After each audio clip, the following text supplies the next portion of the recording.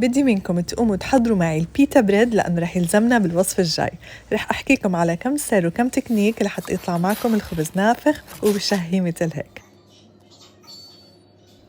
أول شي لنحضر العجينة رح ندوب الخميرة والسكر بالمي الدافية ونتركهم على جنب لحتى يتفاعلوا.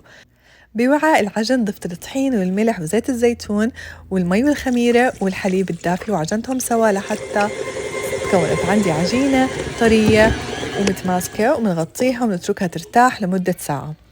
على سطح مرشوش بالطحين منقسم العجينة لتقريبا 10 قطع متساوية أو أكتر حسب حجم الرغيف اللي بدكم إياه.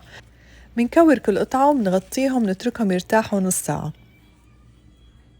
وهلأ بنفرد كل كرة تقريبا سماكة ربع إنش وبنرجع بنغطيهم ليرتاحوا 10 دقايق، وبعدين بمقلاية تيفال أو صاج بنحميهم من قبل بوقت وبنفرد عليهم العجينة. بس تبلش تطلع فقاقيع بنقلبها على الجهة الثانية وبنستنى كمان 10 ثواني بنرجع بنقلبها كمان مرة.